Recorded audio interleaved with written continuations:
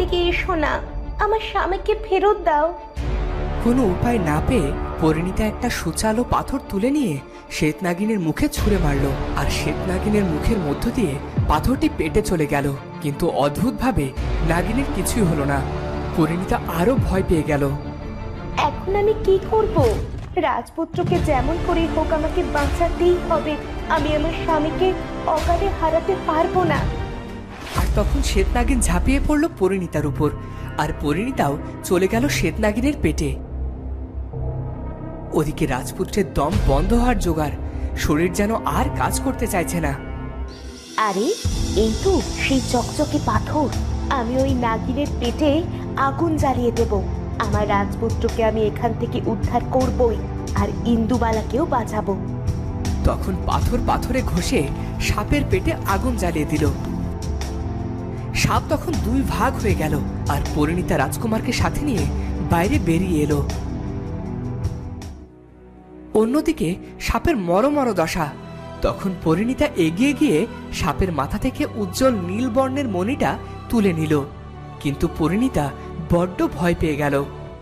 আমাকে ক্ষমা করো, আমি তোমাকে মারতে চাইনি, কিন্তু নিজেকে আর নিজের প্রিয়জনকে বাঁচাতে এছাড়া আর কোনো উপায় আমার ছিল না।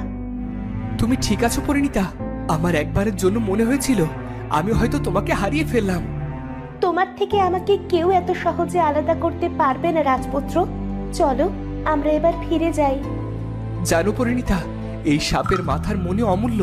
পৃথিবীতে যার কাছে এই মণি থাকে তার সমৃদ্ধি কেউ রুখতে পারে না। পুরো বিশ্ব তার নিয়ন্ত্রণে চলে যায়। ক্ষমতার লোভ মানুষকে অমানবিক করে তোলে। আমাদের কাজ মিটে গেলে এই আমি বাংলায় দেখি স্বপ্ন, আমি বাংলায় বাঁধি সুর, আমি এই বাংলার মায়া ভরা পথে হেঁটেছি এতটা দূর। বাংলা মনি আমরা কোনো সুরক্ষিত স্থানে গচ্ছিত রাখবো। ভুল হাতে পড়লে সর্বনাশ হবে। আমিও ঠিক এটাই ভেবেছিলাম। চলো এবার যাওয়া যাক। পরিণীতা এবং রাজপুত্র চলল ইন্দুবালাকে গাছ রূপ থেকে মুক্তি দিতে। ওদিকে বৃদ্ধ তার ফেরার অপেক্ষা করছে। আমি কি আবার কোনো ভুল করলাম? আবারও কি এই বৃদ্ধকে সাহায্য করতে গিয়ে কোনো নির্দোষের প্রাণ গেল?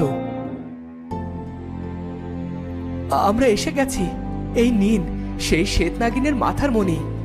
তোমাদের উপকারের কথা আমি কখনোই ভুলবো না। তোমরা আমাকে অনেক বড় উপকার করলে।